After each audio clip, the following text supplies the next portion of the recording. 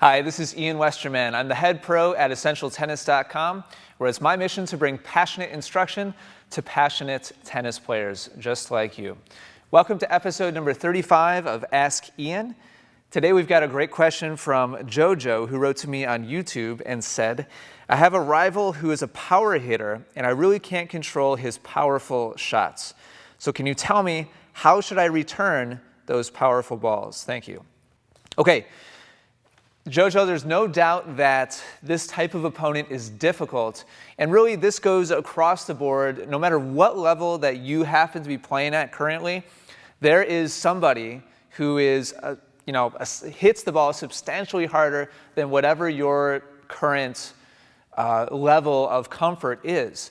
And so this is difficult because it takes away our time, and it causes us to kind of panic and get tight as the ball is coming in towards us.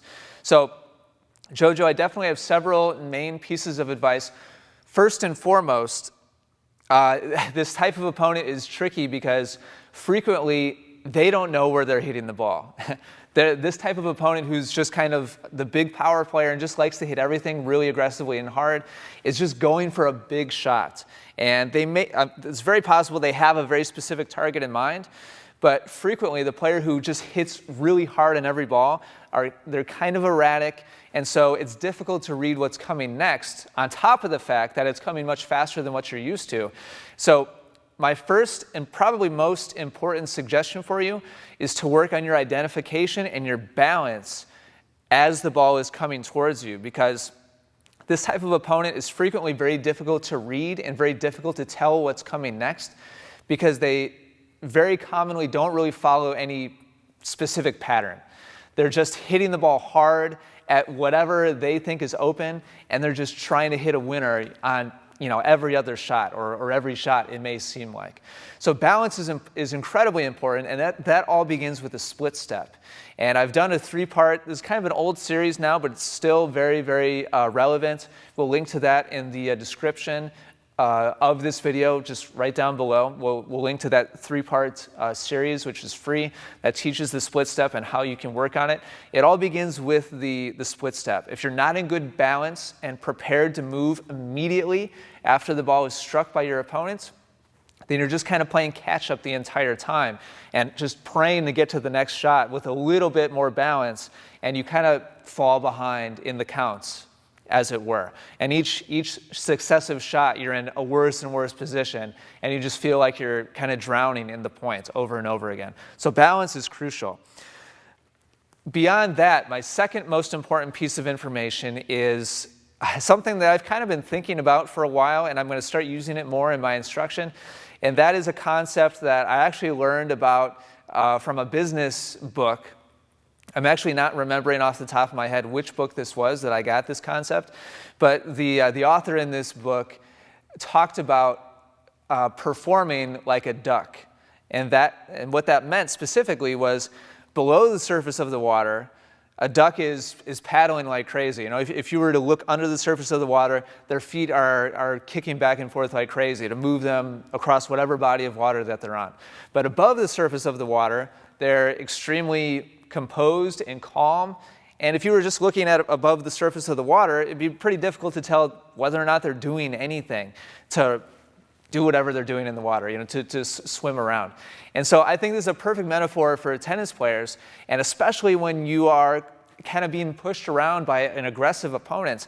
If you panic with your upper body, and granted, you have to be quick and you've got to be intense and fast with your lower body. That's the paddling part. You've got to act quickly in order to get to each shot. But if you allow that quickness with your lower body to transfer up to your upper body, and you start getting really abrupt and really rushed and really panicked, that's where handling this type of opponent is next to impossible. So you must train yourself, and you must purposefully practice being calm and relaxed with your upper body while you're intense and quick with your lower body. And I love the visualization or the metaphor of being like a duck. I don't know, I like the duck metaphor. So that's just kind of a cool way to remember it or think about it. So if you can practice those two things, your anticipation and balance, which the split step will help you with, and your ability to react intensely with your lower body while being calm with your upper body, those are the two biggest pieces of advice I can give you. And when you do those two things, and you're calm with your swing, and you're relaxed, your resulting shot will actually be quite strong and quite competitive without having to make a big aggressive swing, because you're taking that energy that's already on the ball, that your opponent transferred into the ball, and you're just redirecting it calmly back to your opponents again. And if you can do that 3, 4, 5 times in a row in a point, then you give yourself a very, very good chance about lasting this type of opponent and coming out on top during the match. So Jojo, hopefully that was helpful to you, and the rest of you who've tuned in today, hopefully it was helpful to you as well. Question of the day today, in kind of staying in the same vein as Jojo here, what is your least favorite style of opponent to play? Jojo really struggles against this power hitter who just hits everything super aggressively. I'm curious what your least favorite opponent is, maybe your biggest rival. Jojo used the word rival here. Who's your biggest rival, and what style do they play that really bugs you the most? Let me know what that is in the comments down below. Can't wait to hear what you have to say. Any other comments or questions that you have, leave those down below as well.